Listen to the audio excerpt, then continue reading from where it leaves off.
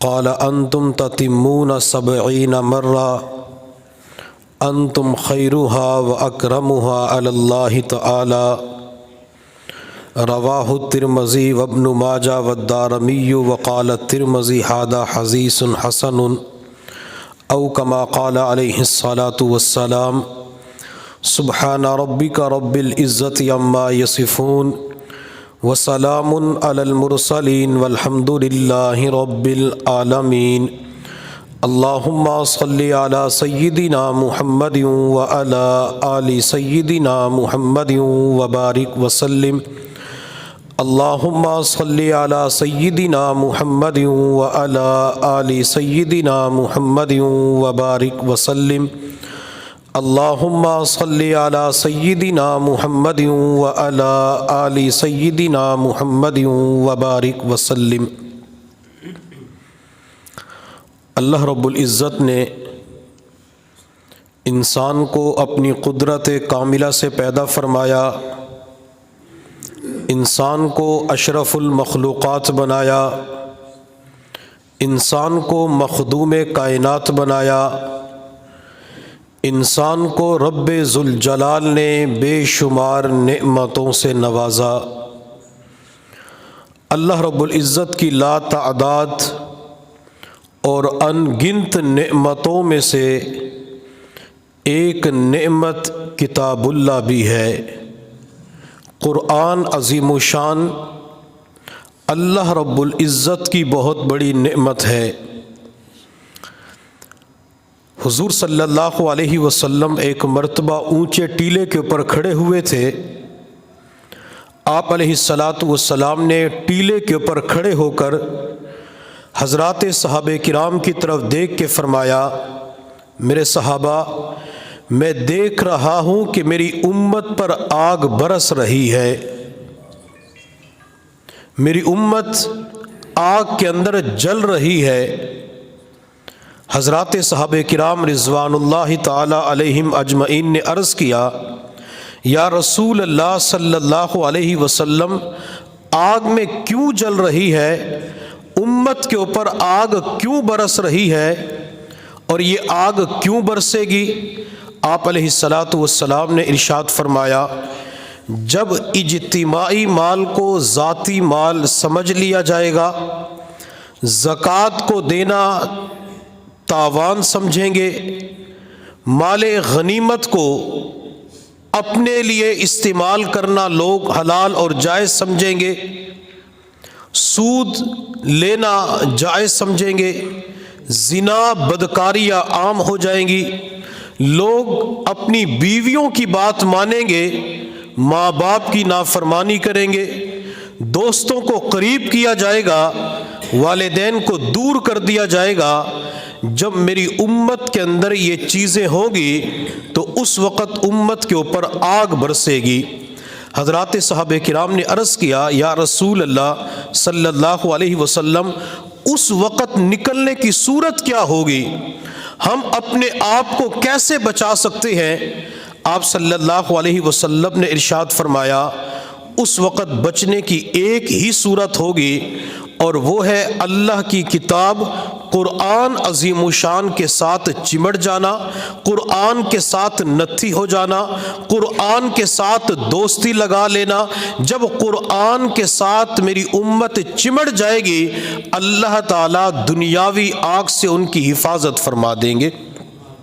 اور حضور صلی اللہ علیہ وسلم نے ارشاد فرمایا کہ جو لوگ قرآن عظیم الشان پہ عمل کریں گے، اللہ تعالیٰ انہیں اپنی شایان شان اجر عطا فرمائیں گے، اور جو قرآن کی طرف سے پیٹھ پھیریں گے، قرآن پہ عمل نہیں کریں گے، تو اللہ تعالیٰ انہیں دنیا کے اندر ٹکڑے ٹکڑے کر کے رکھ دے گا۔ ہمارے مدارس عربیہ کے اندر ایک کتاب پڑھائی جاتی ہے سبع معلقہ، اس کے اندر شعراء کا کلام ہے۔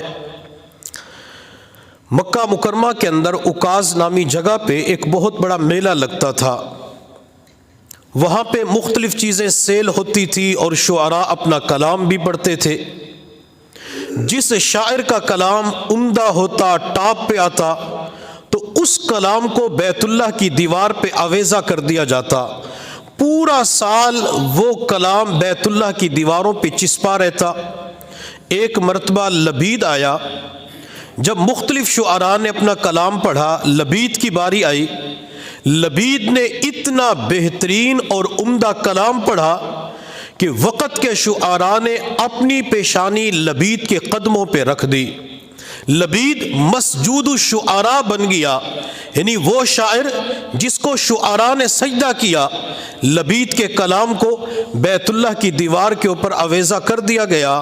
جب بعد کے اندر لبید مسلمان ہوا تو ایک مرتبہ حضرت عمر فاروق رضی اللہ تعالی عنہ نے فرمایا، لبید تو نے زمانہ جاہلیت کے اندر اتنا بہترین کلام پڑھا تھا کہ وقت کے شعراء نے تجھے سجدہ کیا، ذرا اپنا وہ کلام تو سنا، تیرا کلام کتنا بہترین اور عمدہ تھا۔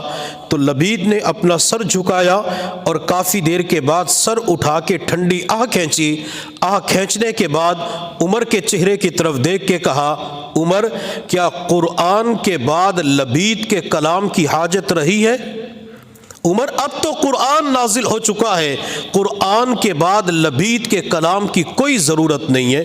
اللہ نے ہمیں قرآن دیا، قرآن پڑھنے کے لیے، قرآن سمجھنے کے لیے، قرآن کے اندر تدبر کرنا، غور و فکر کرنا، قرآن عظیم الشان کے اوپر عمل کرنا۔ جو قرآن عظیم الشان کے اوپر عمل کرے گا، قرآن کے ساتھ دوستی لگائے گا تو اللہ تعالیٰ اسے عزت ضرور عطا فرمائیں گے۔ ہمارے مدارس عربیہ کے اندر اصول فقہ کی کتاب پڑھائی جاتی ہے، نور الانوار۔ نور الانوار کے اندر قرآن عظیم الشان کی جو تعریف کی گئی ہے وہ یہ اللفظ والمعنی جمیعا، کہ قرآن نام ہے ان الفاظ کا جو ہم پڑھتے ہیں، قرآن نام ہے ان معانی کا جو حضور صلی اللہ علیہ وسلم نے بیان کیے۔ اب اگر آج کے دور میں کوئی بندہ یہ کہے کہ قرآن جو 30 پاروں کے اوپر مشتمل ہے، 2 گتوں کے درمیان محفوظ ہے، میں اس قرآن کو تو مانتا ہوں لیکن اس قرآن کے جو معانی حضور صلی اللہ علیہ وسلم نے بیان فرمائے میں ان معانی کو نہیں مانتا، تو تمام فقہائے کرام فرماتے ہیں کہ یہ بندہ قرآن کا منکر ہے۔ قرآن عظیم الشان کے اوپر بھی ایمان رکھنا ہوتا ہے، قرآن کو بھی ماننا، اور نبی علیہ الصلوۃ والسلام نے جو قرآن کے معانی بیان کیے جنہیں احادیث کہا جاتا ہے ان کے اوپر ایمان رکھنا اور ان کو ماننا یہ بھی ضروری ہوتا ہے۔ قرآن عظیم الشان کی تفسیر حضور صلی اللہ علیہ وسلم نے کی، قرآن کے معانی نبی علیہ الصلوۃ والسلام نے بیان کیے۔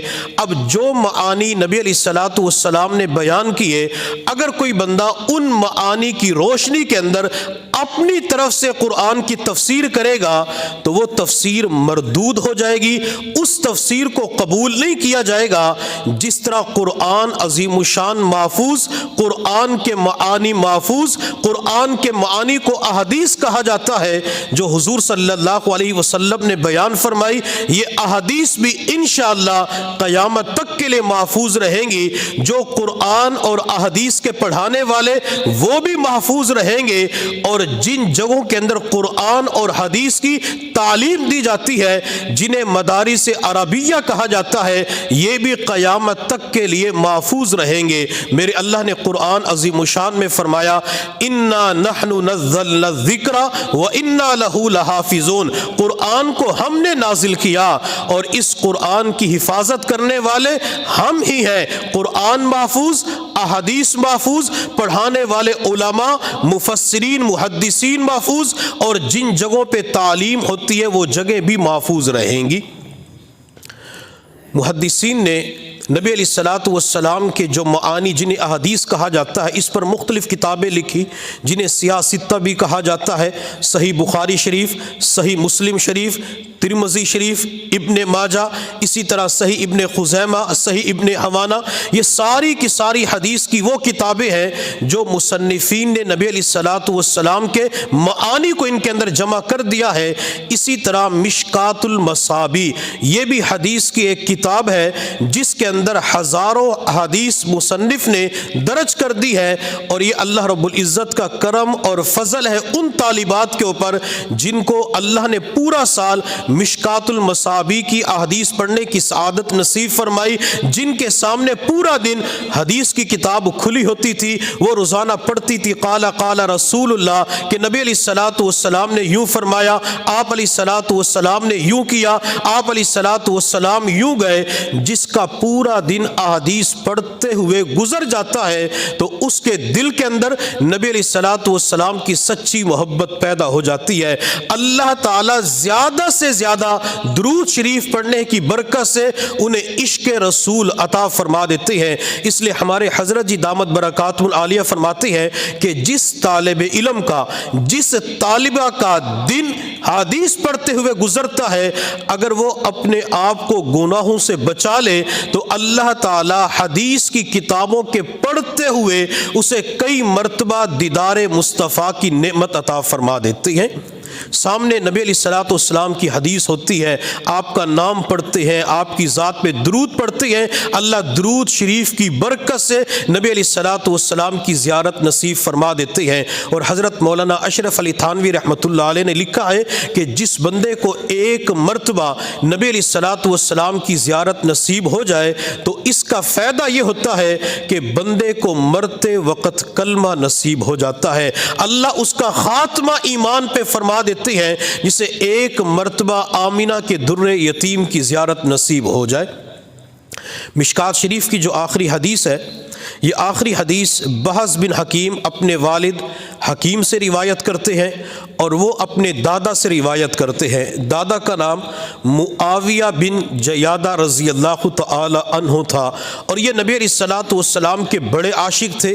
حضرات صحابہ کرام سارے کے سارے نبی علیہ الصلوۃ والسلام کے عاشق تھے، دیوانے تھے، مستانے تھے، پروانے تھے، لیکن معاویہ بن جیادہ رضی اللہ تعالی عنہ کے اندر عجیب عشق پایا جاتا تھا۔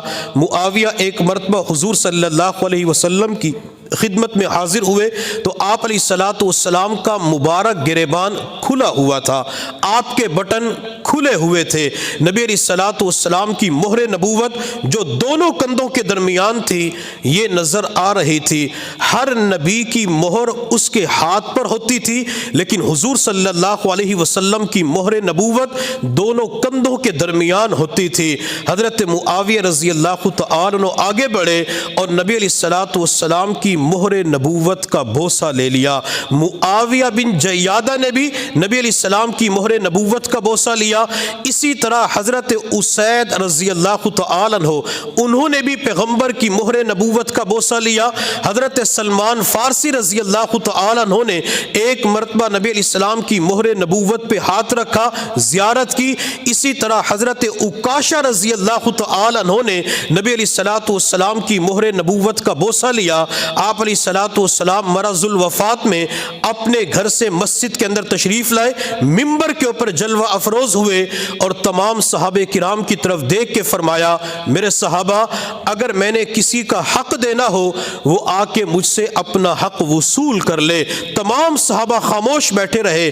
پھر میرے پیغمبر نے فرمایا اگر میں نے کسی کا حق دینا ہو، میں نے کسی کے پیسے دینے ہو، میں نے کسی کے ساتھ زیادتی کی ہو، وہ آ کے مجھ سے اپنا حق لے لے۔ ایک صحابی رضی اللہ تعالیٰ عنہ کھڑے ہو گئے، عرض کیا یا رسول اللہ فلاں جنگ کے موقع پہ آپ نے میرے جسم کے ساتھ چھڑی لگائی تھی۔ آپ علیہ الصلوۃ والسلام نے فرمایا آ کے محمد سے اپنا بدلہ لے لے، میں دنیا ہی کے اندر اپنے معاملے کو صاف کرنا چاہتا ہوں۔ تو صحابی نے عرض کیا یا رسول اللہ جب آپ نے چھڑی لگائی تھی اس وقت میرے جسم کے اوپر قمیص بھی نہیں تھی، کوئی جبہ نہیں تھا، کوئی چادر نہیں تھی، میں نے ایک چادر تہبند کے طور پہ باندھی ہوئی تھی۔ آپ علیہ الصلوۃ والسلام نے فرمایا جا چھڑی اٹھا، میں اپنی چادر کو اوپر کر لیتا ہوں، تو اپنا بدلہ لے لے۔ یہ صحابی پیچھے جا کے کھڑے ہو گئے۔ نبی علیہ السلام نے جو ہی چادر کو اپنی کمر سے ہٹایا، صحابی نے چھڑی کو سائڈ پہ رکھا اور تیز قدموں کے ساتھ چلتے ہوئے آئے۔ میرے پیغمبر کے دونوں کندھوں کے درمیان جو مہر نبوت تھی اس مہر نبوت کا بوسہ لے لیا۔ آپ علیہ الصلوۃ والسلام نے فرمایا تو نے تو بدلہ لینا تھا، بدلہ کیوں نہیں لیا؟ تو صحابی کی آنکھوں میں آنسو آ گئے، عرض کہ یا رسول اللہ کون سا بدلہ؟ کس چیز کا بدلہ؟ میری زندگی کی سب سے بڑی چاہت یہ تھی وہ دن کب آئے گا جب میں آپ کی مہر نبوت کا بوسہ لوں گا۔ اللہ نے میری چاہت کو پورا کر دیا، اللہ نے میرے شوق کو پورا کر دیا۔ میرے محبوب صلی اللہ علیہ وسلم نے فرمایا، میرے صحابہ، جو بندہ میری مہر نبوت کا بوسہ لے لیتا ہے اللہ اس پر جہنم کی آگ کو حرام فرما دیتے ہیں۔ اس صحابی کو دنیا حضرت عکاشہ رضی اللہ تعالی عنہ کے نام سے یاد کرتی ہے، جنہوں نے آخری وقت میں نبی علیہ الصلوۃ والسلام کی مہر نبوت کا بوسہ لیا۔ حضرت اسید نے بھی مہر نبوت کا بوسہ لیا، سلمان فارسی نے مہر نبوت کو دیکھا، اسی طرح معاویہ بن جیادہ رضی اللہ تعالی عنہ، انہوں نے نبی علیہ السلام کی مہر نبوت کا بوسہ لیا۔ معاویہ نے جب نبی علیہ الصلوۃ والسلام کو دیکھا تھا تو آپ کا گریبان کھلا ہوا تھا، آپ کے بٹن کھلے ہوئے تھے۔ حضرت معاویہ نے پیغمبر کی اس ادا کو اپنایا اور پوری زندگی معاویہ نے اپنے گریبان کو کھلا رکھا، وہ اپنے بٹن بند نہیں کرتے تھے۔ تو کسی نے پوچھا کہ گرا کیوں نہیں لگاتے، بٹن بند کیوں نہیں کرتے، گریبان مکمل کیوں نہیں کرتے، کھلا کیوں رکھتے ہو؟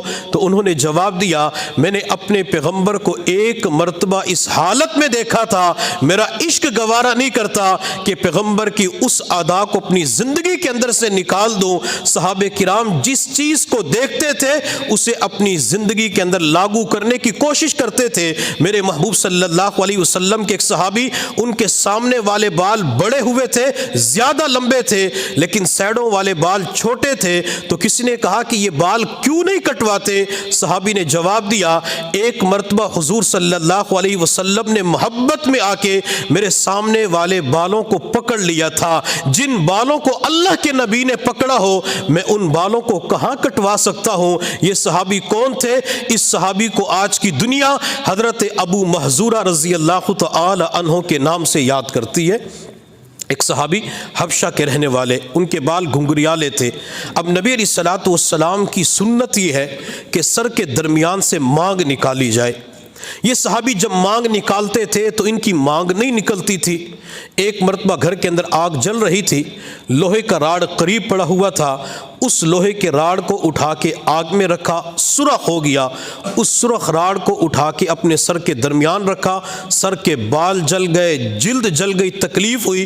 تو کسی نے کہا کہ آپ نے اتنی تکلیف کیوں اٹھائی؟ صحابی رضی اللہ تعالی عنہ نے جواب دیا کہ یہ تکلیف تو بعد میں ختم ہو جائے گی، زخم بھر جائے گا، لیکن آج کے بعد میرے سر کو نبی علیہ الصلوۃ والسلام کے سر کے ساتھ مشابہت ہو جائے گی، مجھے نبی علیہ السلام کی سنت کے اوپر عمل کرنے کی توفیق نصیب ہو چکی ہے۔ تو صحابہ کرام ان چیزوں کے اندر بھی نبی علیہ الصلوۃ والسلام کی پیروی کیا کرتے تھے، آپ کی سنتوں کو اپنایا کرتے تھے۔ کسی کہنے والے نے کیا خوب کہا، اسلام کی تعریف جو پوچھے کوئی کیا ہے، اسلام کی تعریف جو پوچھے کوئی کیا ہے، کہہ دو میرے سرکار کے جینے کی ادا ہے۔ اسلام پورا کا پورا حضور صلی اللہ علیہ وسلم کی اداؤں کا نام ہے۔ کسی اور نے کیا خوب کہا، اب تک نہ سمجھ پائے ہم لوگ یہ برسوں میں، اب تک نہ سمجھ پائے ہم لوگ یہ برسوں میں، جنت ہے غلاموں کی سرکار کے قدموں میں، باتوں سے بھلا کوئی منزل پہ پہنچتا ہے، یہ بات بتائیں جو مصروف ہے باتوں میں، سرکار تو امت کی بخشش کے لیے روئیں، امت ہے کہ ہنس ہنس کر جیتی ہے گناہوں میں، سرکار کی سنت پر جنت کی ضمانت ہے، خود لوگ بھٹکتے ہیں خود ساختہ راہوں میں۔ کسی اور نے عجیب کلام کہا، نبی کے پیار کو دل میں بسانا عین ایمان ہے، نبی کے پیار کو دل میں بسانا عین ایمان ہے، تڑپنا لوٹنا آنسو بہانا عین ایمان ہے، بجا کعبے کو جانا فرض ہے ایمان والوں کا، نبی کے روضہ اقدس پہ جانا عین ایمان ہے، جہاں پر بھی رسول پاک کا نقش کف پا ہو وہاں کی خاک آنکھوں میں لگانا عین ایمان ہے، اسی میں ہے سر بلندی اگر ہم سمجھیں، ہر ارشاد نبی پر سر جھکانا عین ایمان ہے۔ تو حضرت معاویہ بن جیادہ رضی اللہ تعالی عنہ نبی علیہ الصلوۃ والسلام کی اداؤں کو اپناتے تھے۔ یہ فرماتے کہ میں نے حضور صلی اللہ علیہ وسلم کو فرماتے ہوئے سنا۔ صحابہ کرام اللہ کے کتنے مقبول بندے تھے کہ جن کے کانوں کے اندر نبی علیہ الصلوۃ والسلام کی آواز گونجتی تھی۔ صحابہ کرام کے کان کتنے بہترین تھے جن کانوں کے اندر پیغمبر کی مبارک زبان سے اللہ کا کلام کانوں کے اندر پڑتا تھا۔ اس لیے ہمیں چاہیے اپنے کانوں کو گناہوں سے بچا کر نیک اعمال کی طرف متوجہ کریں۔ یہ نیت کر لیں کہ صحابہ کرام نبی علیہ الصلوۃ والسلام سے قرآن سنتے تھے، احادیث سنتے تھے۔ ہم ان کانوں کے ساتھ قرآن سنیں گے، ان کانوں کے ساتھ احادیث سنیں گے، ان کانوں کے ساتھ علماء کے بیانات سنیں گے، ان کانوں کے ساتھ اللہ کا ذکر سنیں گے۔ جب بندہ نیت کر لیتا ہے، اللہ جہاں اس کی آنکھوں کی حفاظت فرماتے ہیں، اللہ اس کی زبان کی حفاظت فرماتے ہیں، اللہ اس کے کانوں کی بھی حفاظت فرما دیتے ہیں۔ حضرت عبداللہ بن مسعود رضی اللہ تعالی عنہ سے روایت ہے، حضور صلی اللہ علیہ وسلم نے ارشاد فرمایا، استحیوا من اللہ حق الحیا، لوگو اللہ تعالیٰ سے حیا کیا کرو جیسا کہ حیا کرنے کا حق ہے۔ قلنا انما نستحیی والحمدللہ، صحابہ کرام نے عرض کہ اللہ کے نبی، اللہ کا شکر ہے ہم تو حیا کرتے ہیں۔ میرے محبوب صلی اللہ علیہ وسلم نے فرمایا، میرے صحابہ جس کو تم حیا سمجھتے ہو میں اس کی بات نہیں کر رہا، میں حیا کے اجزاء تمہارے اوپر کھولنا چاہتا ہوں۔ آپ علیہ السلام نے حیا کا پہلا جز بتایا، ان تحفظ الرأس وما وعى، انسان اپنے سر کی حفاظت کرے، اور سر نے جن اعضاء کو جمع کیا ہے ان کی حفاظت کرے۔ سر نے دماغ کو جمع کیا ہے، آنکھوں کو جمع کیا ہے، ناک کو جمع کیا ہے، زبان کو جمع کیا ہے، کانوں کو جمع کیا ہے۔ بندہ تمام اعضاء کی حفاظت کرے۔ جب بندہ تمام اعضاء کی حفاظت کر لیتا ہے تو یہ حیا کے تقاضوں کو پورا کرنے والا بن جاتا ہے۔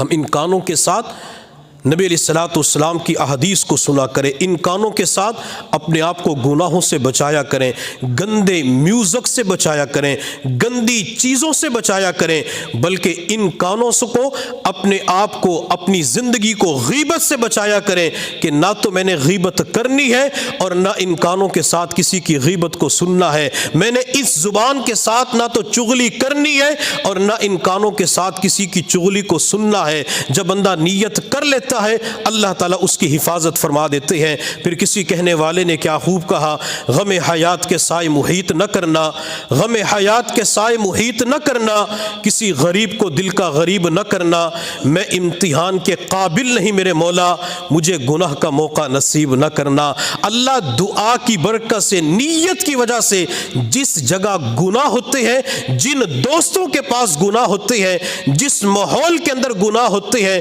جس راستے پہ گناہ ہوتے ہیں، اللہ ان تمام چیزوں سے اپنے بندے کی حفاظت فرما دیتے ہیں۔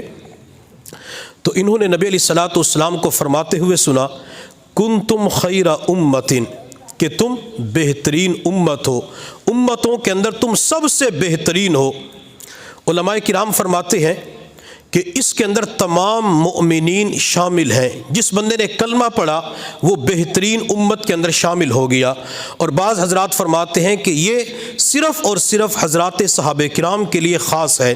حضرت عمر فاروق رضی اللہ تعالی عنہ فرمایا کرتے تھے کہ اس حدیث مبارکہ کے اندر کنتم، یہ انتم کے معنی میں ہے کہ تم سب سے بہترین ہو، موسیٰ علیہ السلام کی امت سے بہترین ہو، عیسیٰ علیہ السلام کی امت سے بہترین ہو، آدم علیہ السلام سے لے کر عیسیٰ علیہ السلام تک جتنی امتیں آئی ہیں ان امتوں کے اندر سب سے بہترین امت امت محمدیہ ہے۔ نبی علیہ الصلوۃ والسلام کی اس حدیث مبارکہ کی روشنی میں جمہور مفسرین فرماتے ہیں کہ جیسے ہمارے نبی سب سے بہترین ہے، اسی طرح حضور صلی اللہ علیہ وسلم کی امت بھی بہترین ہے۔ اللہ رب العزت نے حضور صلی اللہ علیہ وسلم کو چند ایسے خصائص عطا فرمائے جو کسی نبی کو نہیں ملے۔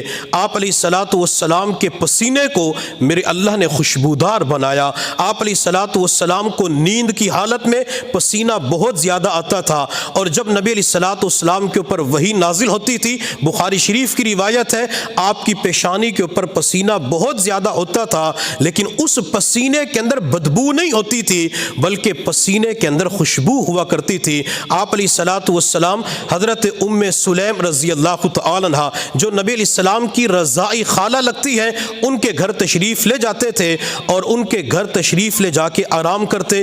ایک مرتبہ ام سلیم رضی اللہ تعالی عنہ نے چمڑے کا بستر بچھایا، آپ علیہ الصلوۃ والسلام نے آرام کیا، آپ علیہ الصلوۃ والسلام کی مبارک پیشانی کے اوپر پسینہ آیا تو ام سلیم نے تنکے کے ذریعے پسینے کو شیشے کی بوتل کے اندر جمع کرنا شروع کر دیا۔ آپ علیہ الصلوۃ والسلام کی مبارک آنکھ کھلی، ام سلیم کی طرف دیکھ کے فرمایا یہ کیا کر رہی ہو؟ ام سلیم نے جواب دیا یا رسول اللہ میں آپ کا پسینہ جمع کر رہی ہوں۔ کیوں کر رہی ہو؟ ام سلیم نے جواب دیا یا رسول اللہ جب مدینہ طیبہ کے اندر کسی لڑکی کی شادی ہوتی ہے، رخصتی کا وقت قریب آتا ہے تو میں آپ کا مبارک پسینہ اس دلہن کے کپڑوں پہ لگا دیتی ہوں، جب تک کپڑے جسم پہ رہتے ہیں دلہن کے جسم سے عمدہ خوشبو آتی رہتی ہے۔ تو آپ علیہ الصلوۃ والسلام کا پسینہ جن کپڑوں پہ لگایا جاتا تھا اس سے بھی خوشبو آنا شروع ہو جاتی تھی۔ پھر کسی کہنے والے نے کیا خوب کہا، ہے نظر میں جمال حبیب خدا، ہے نظر میں جمال حبیب خدا، جن کی تصویر سینے میں موجود ہے، جس نے لا کر کلام الہی دیا وہ محمد مدینے میں موجود ہے۔ پھول کھلتے ہیں پڑھ پڑھ کے صلی علی، جھوم کر کہہ رہی ہے یہ باد صبا، ایسی خوشبو چمن کے گلوں میں کہاں جو نبی کے پسینے میں موجود ہے۔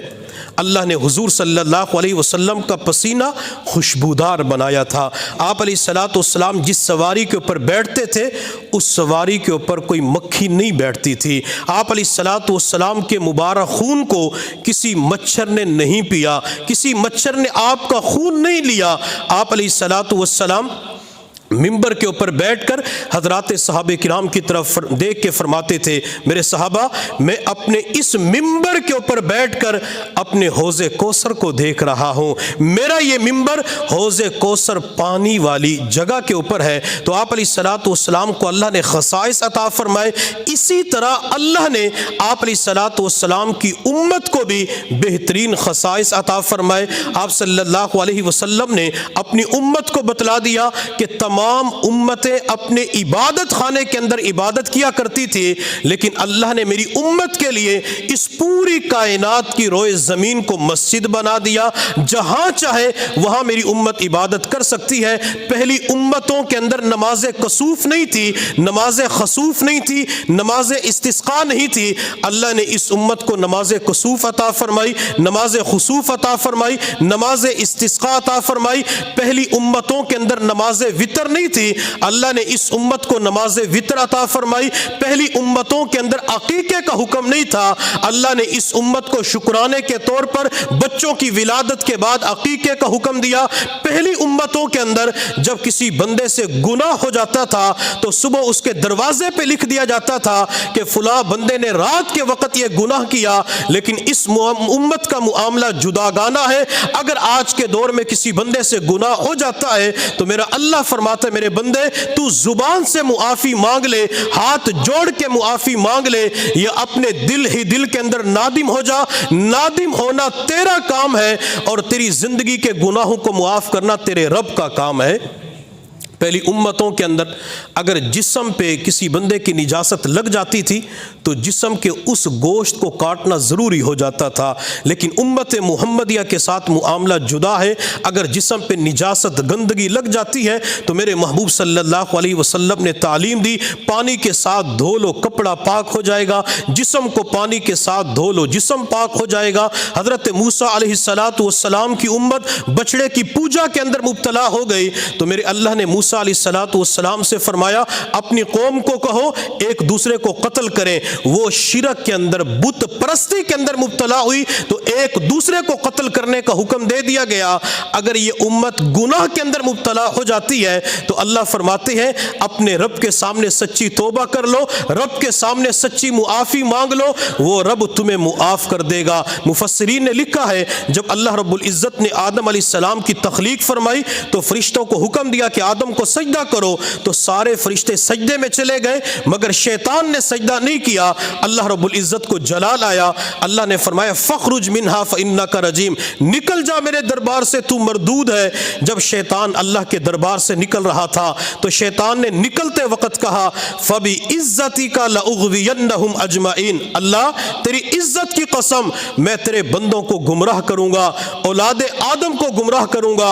जब शैतान ने मुझे और आपको गुमराह करने की कसम उठाई, मेरे अल्लाह की रहमत को जोश आया। मेरे अल्लाह ने फरमाया फबी इज्जती व जलाली वर्तिफाई मकानी, शैतान तू एक कसम खाता है, मैं रब्बे रहमान 3 कसमें खाता हूँ। मुझे अपनी इज्जत की कसम, जलाल की कसम, मुझे अपने बुलंद मर्तबे की कसम, जब तक मेरे बंदे गुनाहों की मुआफिया मांगते रहेंगे मैं अपने बंदों को मुआफ करता रहूंगा। शैतान तू मेरे बंदों से गुनाह करवा करवा के थक जाएगा, लेकिन मैं अपने बंदों को मुआफ करते हुए नहीं थकूंगा। अल्लाह तो फ़ौरन मुआफ़ फरमा देते हैं।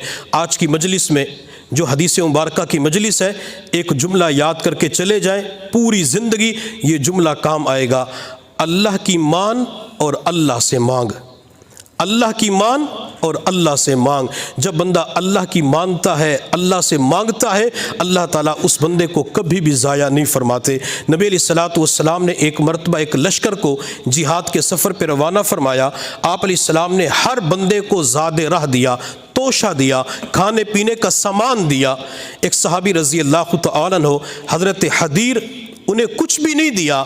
नबी अलैहिस्सलाम ने दिया नहीं, उन्होंने मांगा नहीं, हत्ता कि वैसे ही वो चल पड़े। जब कुछ दूर चले तो याद आया कि मुझे तो अल्लाह के नबी ने नहीं दिया। नबी अलैहिस्सलाम देना भूल गए तो उन्होंने अपने दिल की तार अल्लाह से जोड़ी। अल्लाह से मांग, अल्लाह की मान। अल्लाह से मांगा, अल्लाह तेरे नबी ने दिया नहीं, मैंने मांगा नहीं। अल्लाह अगर मुझे नहीं मिलेगा तो मेरा तोशा, मेरा ज़ादेरा, मेरे खाने पीने का सामान, सुबहान अल्लाह, अल्हम्दुलिल्लाह, अल्लाहु अकबर, ला इलाहा इल्लल्लाह, अल्लाह यही होगा। अल्लाह सुबहान अल्लाह पढ़ना मेरा काम होगा, मेरे भूख और प्यास को मिटाना अल्लाह तेरा काम होगा। अल्लाह सुबहान अल्लाह की बरकत से, अल्हम्दुलिल्लाह की बरकत से, अल्लाहु अकबर की बरकत से, ला इलाहा इल्लल्लाह की बरकत से मेरी भूख और प्यास को मिटा देना। सहाबी ने दिल की तार अल्लाह से जोड़ी, अल्लाह ने अर्शों के ऊपर दिल से निकली हुई दुआ को कबूल फरमाया। मेरे अल्लाह ने जिब्राईल को नबी अलैहिस्सलाम की खिदमत के अंदर भेजा। हज़रत जिब्राईल ने आके अर्ज़ किया, या रसूल अल्लाह, सहाबी को आपने नहीं दिया, उसने मांगा भी नहीं, उसने आगे जाके दिल की तार अल्लाह से जोड़ी। अल्लाह फरमा रहे हैं कि आप किसी बंदे को दे ताकि वो उस सहाबी को कुछ दे के आए। वो मांगता रहेगा, रब देता रहेगा। नबी अलैहिस्सलातु वस्सलाम ने सहाबी को कुछ सामान दिया, जा मेरे सहाबी हदीर को दे के आ। ये सहाबी लेके चला, हदीर को दिया। हदीर ने सामान को अपने हाथ में पकड़ा, फिर आसमान की तरफ देखकर अपने अल्लाह की तारीफ करना, शुक्र करना शुरू कर दिया। तमाम तारीफें उस रब्बे जुल जलाल के लिए है जो आसमानों के ऊपर, अर्श के ऊपर अपने बंदे की पुकार को सुन लेता है। आखिर के अंदर हदीर ने कहा, अल्लाह जिस तरह आप हदीर को नहीं भूले तो हदीर को तौफीक अता फरमा कि वो रब को कभी भी न भूले।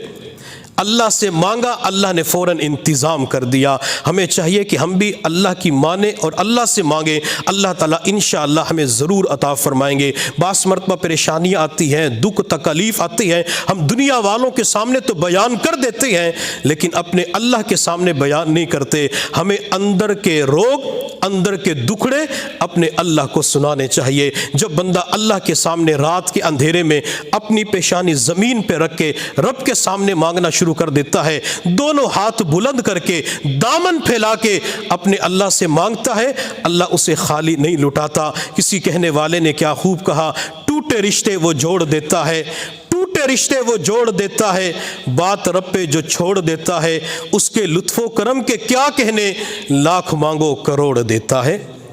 جس نے بھی اللہ سے مانگا ہے اللہ نے اس کی توقعات سے بڑھ کر عطا فرمایا۔ تو جس طرح اللہ نے نبی علیہ الصلوۃ والسلام کو خصائص فضیلت عطا فرمائی، اسی طرح حضور صلی اللہ علیہ وسلم کی امت کو بھی اللہ نے بہترین خصائص عطا فرمائے۔ اور ایک حدیث کے اندر آپ علیہ الصلوۃ والسلام نے ارشاد فرمایا کہ میری امت سب سے پہلے جنت کے اندر جائے گی۔ تمام انبیاء کے اوپر جنت حرام ہے جب تک حضور صلی اللہ علیہ وسلم جنت کے اندر نہ چلے جائیں۔ اسی طرح جنت تمام امتوں کے اوپر حرام ہے جب تک امت محمدیہ جنت کے اندر داخل نہ ہو جائے۔ اور میں اپنے اللہ کی شان پہ قربان جاؤں، اللہ کی عظمت پہ قربان جاؤں، رب کے نام کے اوپر فدا ہو جاؤں، میرے اللہ نے امت محمدیہ کو سب سے آخر کے اندر بھیجا، لیکن اس امت نے تمام امتوں کے حالات بتلا دیے، اس امت نے تمام امتوں کے حالات و واقعات کو بیان کر دیا۔ اگر امت محمدیہ سے پوچھا جائے قوم عاد کیا تھی، وہ فوراً قرآن سامنے رکھ کے قوم عاد کا تذکرہ کرنا شروع کر دے گی۔ امت محمدیہ سے پوچھا جائے قوم سمود کیا ہے، وہ قرآن سامنے رکھ کے تذکرہ کرنا شروع کر دے گی۔ اگر پوچھا جائے فرعون کون تھا، قوم شعیب کیا تھی، فلاں قوم کیا تھی، ہر قوم کا تذکرہ کرنا شروع کر دے گی۔ اگر اس امت سے پوچھا جائے قوم عاد کے گناہ کیا تھے، قوم سمود کے گناہ کیا تھے، فرعون نے کیا کیا، قوم نوح نے کیا کیا، قوم لوط نے کیا کیا، قوم شعیب نے کیا کیا، یہ امت سب کچھ حالات و واقعات کو بیان کر دیتی ہے۔ لیکن پیچھے کی طرف آپ جائیں، موسیٰ علیہ السلام کی امت سے پوچھیں کہ آپ امت محمدیہ کو جانتے ہو، ان کے گناہوں کے بارے میں جانتے ہو، نہیں بتلا سکتے۔ میرے اللہ نے امت محمدیہ کو آخر کے اندر رکھا تاکہ میرے حبیب صلی اللہ علیہ وسلم کی پوری امت کے اوپر رب کی ستاری کی چادر پڑی رہے، ان کے گناہوں کے بارے میں کسی امت کو پتہ ہی نہ چلے۔ اللہ نے اس پوری امت کے گناہوں کو چھپا کے رکھ دیا۔ پہلی امت ایک گناہ کرتی تھی، اللہ پکڑ لیتے تھے، اس امت کے اندر وہ سارے گناہ پائے جاتے ہیں۔ شعیب علیہ السلام کی قوم کا گناہ اس امت کے اندر پایا جاتا ہے، لوط علیہ السلام کی قوم کے گناہ اس امت کے اندر پائے جاتے ہیں، نوح علیہ السلام کی قوم کے گناہ بت پرستی اس امت کے اندر پائی جاتی ہے۔ ہر امت کے گناہ پائے جاتے ہیں، مجموعی طور پہ پائے جاتے ہیں، لیکن آج ہماری شکلیں خنزیر اور بندر کے اندر تبدیل نہیں ہوتی، آسمان سے پتھروں کی بارش نہیں ہوتی، اللہ زمین کے اندر نہیں دھنساتے۔ اس کی وجہ کیا ہے؟ اس کی وجہ حضور صلی اللہ علیہ وسلم کی دعا کا صدقہ ہے۔ نبی علیہ الصلوۃ والسلام کی دعاؤں کی بدولت ہم بچے ہوئے ہیں۔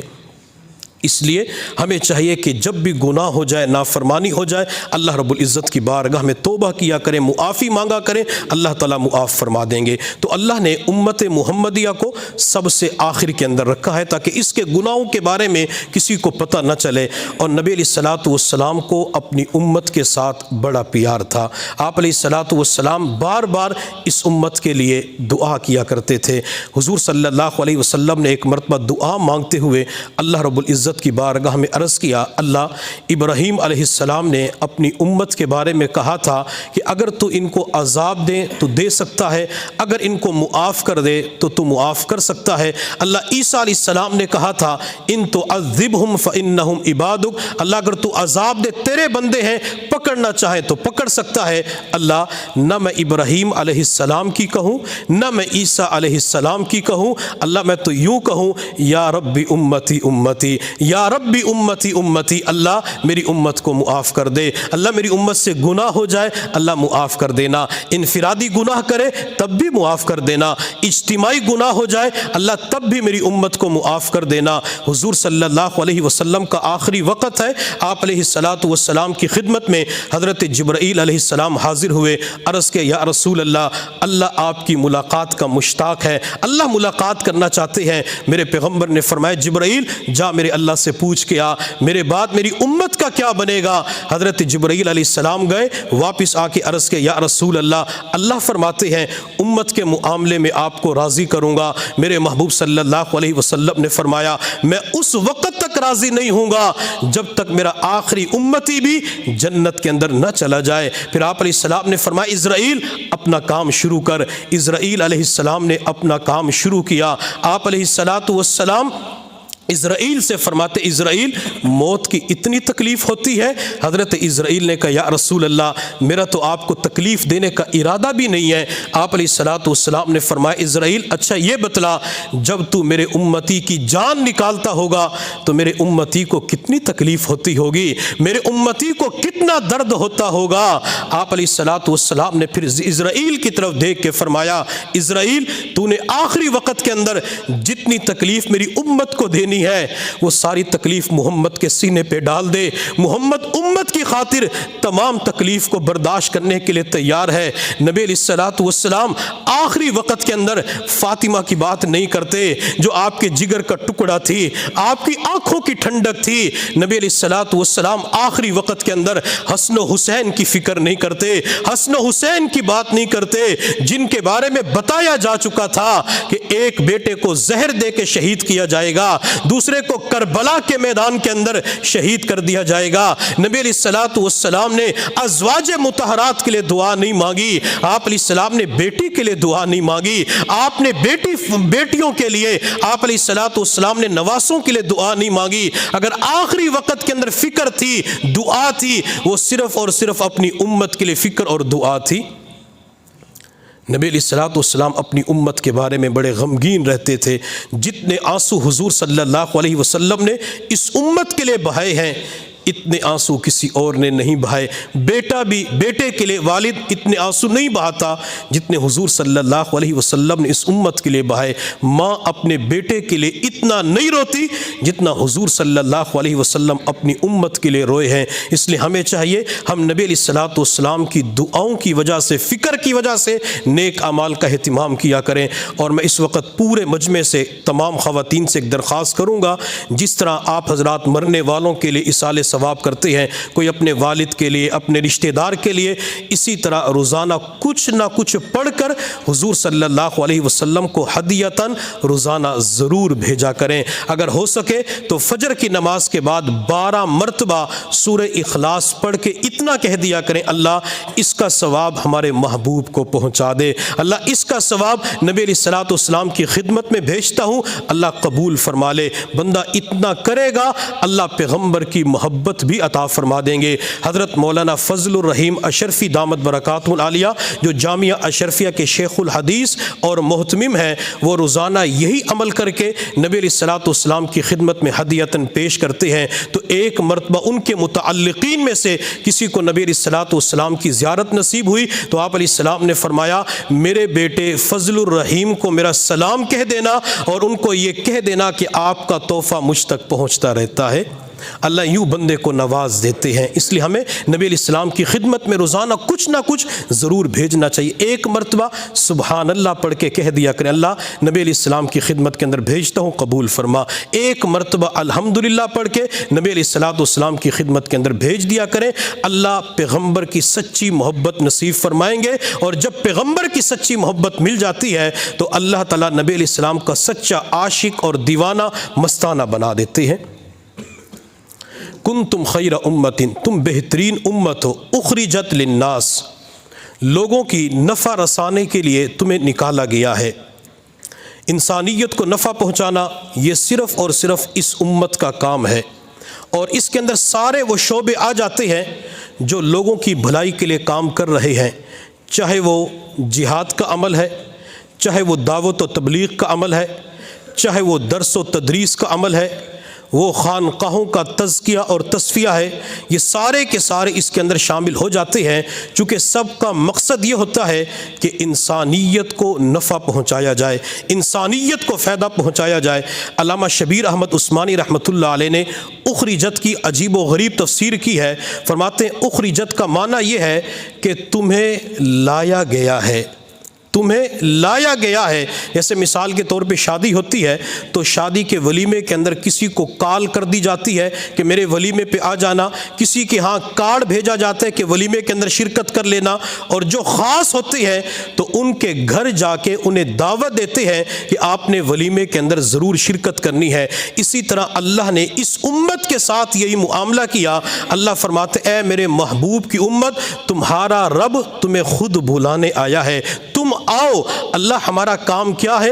تو اللہ نے فرمایا کنتم خیر امت اخرجت للناس تأمرون بالمعروف وتنہون عن المنکر، کہ تم نے ایک کام کرنا ہے، نیکی پھیلانی ہے اور برائی کو مٹانا ہے، نیکی کی دعوت دینی ہے، لوگوں کو برائی سے روکنا ہے۔ اللہ اس امت کو لے کے آئے، اور علامہ شبیر احمد عثمانی رحمۃ اللہ علیہ فرماتے ہیں کہ جہاد کے اندر جو غلام تمہاری قید کے اندر آ گئے تو اللہ رب العزت نے بعد کے اندر ان غلاموں کو تمہارا مقتدا بنا دیا۔ شہاب الدین، ہندوستان کے اندر ایک بادشاہ گزرا ہے 6 صدی کے اندر، تو اس کی خدمت کے اندر 20 غلام پیش کیے گئے خدمت کے طور پر۔ شہاب الدین نے 19 غلاموں کے بارے میں فرمایا کہ یہ غلام تو میری خدمت کر سکتے ہیں، لیکن یہ جو 20واں غلام ہے اس کا ہاتھ ٹھیک نہیں ہے، یہ میری خدمت کے قابل نہیں ہے، اسے واپس لے جاؤ۔ وہ غلام بادشاہ کی طرف دیکھ کر کہنے لگا، بادشاہ سلامت، آپ نے 19 کو اپنے فائدے کے لیے رکھا ہے، مجھے اللہ کے لیے رکھ لو۔ 19 کو اپنے فائدے کے لیے رکھا ہے اور مجھے اللہ کے لیے رکھ لو۔ بادشاہ کانپ اٹھا، اس نے عجیب جملہ کہا، مجھے اللہ کے لیے رکھ لو۔ بعض مرتبہ گھروں کے اندر خاوند بیوی کا جھگڑا ہوتا ہے، بیوی ہاتھ جوڑ کے کہتی ہے خدا کے لیے معاف کر دو، کہتا ہے میں تجھے معاف کرنے کے لیے تیار نہیں ہوں۔ یہ وقت کا بادشاہ ہے لیکن دل کے اندر اللہ کا کتنا خوف ہے، اللہ کی کتنی عظمت، اللہ کا کتنا ڈر اپنے اندر رکھتا ہے۔ غلام کہتے اللہ کے لیے رکھ لو۔ بادشاہ نے کہا ٹھیک ہے میں تجھے رکھ لیتا ہوں۔ یہ غلام بھی تھا، نیک بھی تھا، صوم و صلات کا پابند بھی تھا، نیکی کی زندگی گزارنا شروع کر دی۔ جب شہاب الدین کا آخری وقت آیا، اولاد نیک نہیں تھی، ساری حکومت اسی غلام کو دے دی، کہا کہ میری جگہ نائب تو ہوگا، میرے دنیا سے جانے کے بعد لوگوں کا سربراہ تو ہوگا۔ آج کی دنیا اس غلام کو قطب الدین ایبک کے نام سے یاد کرتی ہے۔ یہ قطب الدین جب بادشاہ بنا، اس کی اولاد نیک نہ نکلی تو اس نے اپنی حکومت اپنے غلام کو دے دی، جسے دنیا شمس الدین التمش رحمت اللہ علیہ کے نام سے یاد کرتی ہے۔ اور یہ سلطان شمس الدین التمش وہی غلام ہے جس نے خواجہ قطب الدین بختیار کاکی رحمت اللہ علیہ کا نماز جنازہ پڑھایا۔ خواجہ قطب الدین بختیار کاکی رحمت اللہ علیہ جب دنیا سے چلے گئے، وہ مغل بادشاہوں کے پیر کہلائے جاتے تھے۔ ان کو غسل دے کر، کفن پہنا کر جب کھلے علاقے کے اندر جنازے کو لایا گیا تو خواجہ ابو سعید رحمت اللہ علیہ باہر تشریف لائے، پورے مجمع کی طرف دیکھ کے فرمایا کہ خواجہ قطب الدین بختیار کاکی رحمت اللہ علیہ نے آخری وقت کے اندر وصیت کی تھی، میری نماز جنازہ وہ پڑھائے جس نے کبھی زنا نہ کیا ہو، میری نماز جنازہ وہ پڑھائے جس نے عصر کی 4 سنت غیر مؤکدہ نہ چھوڑی ہو، میری نماز جنازہ وہ پڑھائے جس نے کبھی بد نظری نہ کی ہو، میری نماز جنازہ وہ پڑھائے جس نے کبھی تہجد کی نماز کو نہ چھوڑا ہو۔ یہ 4 وصیتیں کی گئی، پورے مجمع کو سانپ سونگھ گیا۔ علماء بھی کھڑے ہوئے تھے لیکن کوئی بندہ آگے نہ بڑھ سکا۔ بندے کی کبھی سنتیں رہ جاتی ہے، کبھی تہجد کی نماز رہ جاتی ہے۔ چنانچہ مجمع کے اندر سے ایک بندہ صفوں کو چیرتے ہوئے باہر آیا، اپنے چہرے کو کپڑے کے ساتھ چھپایا ہوا تھا۔ خواجہ قطب الدین بختیار کاکی کے پاس آ کر ان کے چہرے سے کپڑے کو ہٹا کے پیشانی کا بوسہ دے کے کہا، حضرت آپ تو دنیا سے چلے گئے لیکن میرے راز کو اپنے دنیا والوں کے سامنے فاش کر دیا۔ میں نے آپ کو اس لیے بتلایا تھا کہ آپ میرے شیخ تھے، میری رہنمائی کریں گے، لیکن اب آپ نے میرا راز بتلا دیا، میں آپ کی نماز جنازہ پڑھا دیتا ہوں۔ چنانچہ انہوں نے نماز جنازہ پڑھائی۔ جب نماز جنازہ پڑھا کے فارغ ہوئے، چہرے سے کپڑے کو ہٹایا تو دنیا دیکھ کے حیران رہ گئی۔ وقت کا بادشاہ سلطان شمس الدین التمش رحمت اللہ علیہ تھا۔ اس وقت کے بادشاہ بھی ایسے ہوتے تھے جو سنت غیر مؤکدہ بھی نہیں چھوڑتے تھے، نظروں کی بھی حفاظت کرتے تھے، تہجد کا اہتمام بھی کیا کرتے تھے۔ یہ التمش خود غلام تھا۔ جب سلطان شمس الدین التمش کا آخری وقت آیا، اس کی اولاد بھی نیک نہ نکلی، اپنی حکومت اپنے غلام ناصر الدین محمود رحمت اللہ علیہ کو دے دی، اس کی اولاد بھی آگے نیک نہ نکلی۔ اس نے آخری وقت کے اندر اپنی حکومت اپنے غلام غیاث الدین بلبن کو دے دی۔ یہ 6 صدی کے اندر ہندوستان کے اندر 86 سال تک غلاموں نے حکومت کی ہے۔ اللہ نے غلاموں کو یہ عزت عطا فرما دی۔ نبی علیہ الصلوۃ والسلام کے پاس ایک غلام آیا جسے کتابوں کے اندر سالم مولا ابی حذیفہ کے نام سے یاد کیا جاتا ہے۔ رنگ کے کالے تھے، ہنر نہیں آتا تھا، کام کا سلیقہ نہیں آتا تھا، ایمان قبول کیا، نبی علیہ الصلوۃ والسلام کے پاس قرآن پڑھنا شروع کر دیا۔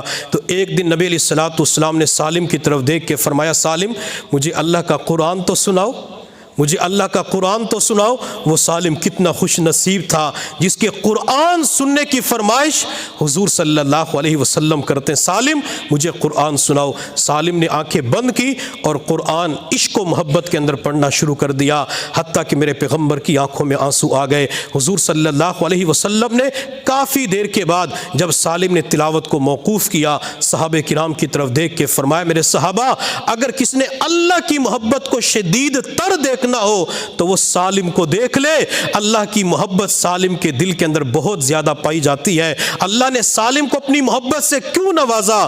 چونکہ قرآن آ چکا تھا۔ جب صحابہ مکہ سے مدینہ کی طرف گئے، ابھی قباء بستی کے اندر پہنچے تھے، نماز کا وقت ہوا تو لوگوں نے امیر المؤمنین حضرت عمر فاروق سے کہا کہ نماز آپ پڑھائیں۔ حضرت عمر نے کہا کہ جس مجمع کے اندر سالم موجود ہو وہاں عمر امام نہیں بن سکتا، سالم نماز پڑھائے گا۔ سالم امیر المؤمنین کا امام بن جاتا ہے۔ سالم کوئی آزاد نہیں تھا، ایک غلام تھا۔ اللہ نے غلام کو کیا عزتیں عطا فرما دی۔ حضرت بلال رضی اللہ تعالیٰ عنہ کی زندگی کو دیکھیں، رنگ کے کالے تھے، بال گھنگریالے تھے، امیہ بن خلف ظلم کیا کرتا تھا۔ اللہ نے بلال کو غلامی سے نکالا، نبی علیہ السلام کے دامن کے ساتھ جوڑا۔ پھر اللہ نے بلال کو کیا مقام اور مرتبہ عطا فرمایا، بیت اللہ کی چھت کے اوپر کھڑے ہو کر بلال آزان دیتے ہیں، اور نبی علیہ الصلوۃ والسلام نے فرمایا، بلال تو دفن کسی اور علاقے میں ہوگا لیکن قیامت کے دن میرے قدموں سے آزان دیتا ہوا اٹھے گا۔ میرے پیغمبر نے بلال سے فرمایا، بلال جب میں جنت کی طرف جاؤں گا میری سواری کی لگام تیرے ہاتھ میں ہوگی۔ اور نبی علیہ السلام نے یہ بھی فرمایا، بلال جب میں جنت کے اندر داخل ہوں گا میرے دائیں طرف تو ہوگا اور بائیں طرف ابو ذر غفاری ہوں گے۔ بلال غلام تھے، اللہ نے غلامی کے باوجود ان کو عزتیں عطا فرمائی۔ تو اللہ اس امت کو لے کے آئے، غلاموں نے کئی سال تک حکومت کی، اس لیے ہمیں چاہیے ہم بھی دین کا علم حاصل کریں، قرآن پڑھیں، احادیث پڑھیں، فقہ پڑھیں، تاکہ اللہ تعالیٰ دین کی برکت سے ہمیں بھی عزتیں عطا فرمائے، ہماری اولادوں کو بھی اللہ تعالیٰ عزتیں عطا فرمائے۔ اخرجت للناس، تمہیں لوگوں کے لیے لایا گیا ہے، لوگوں کی نفع کے لیے، انسانیت کو نفع پہنچانا اس امت کا کام ہے۔ یہ جو ہماری تبلیغی جماعت کام کرتی ہے، امر بالمعروف اور نہی عن المنکر، اللہ تعالیٰ اس پر بھی انہیں بڑا اجر و ثواب عطا فرماتے ہیں۔ میرے محبوب صلی اللہ علیہ وسلم کی خدمت میں ایک شخص حاضر ہوا، عرض کہ یا رسول اللہ میں اللہ کے راستے میں پیسہ خرچ کرنا چاہتا ہوں، اور جو اللہ کے راستے میں جا چکے ہیں ان کا ثواب لینا چاہتا ہوں۔ آپ علیہ السلام نے فرمایا کہ تیرے پاس کے پیسے کتنے ہیں؟ یا رسول اللہ 6000 درہم ہیں۔ آپ علیہ السلام نے فرمایا اگر تو 6000 درہم اس کے علاوہ سارا مال خرچ کر دے اور اللہ کے راستے میں جو سو رہا ہے اس کے اجر و ثواب کو تو پہنچ نہیں سکتا۔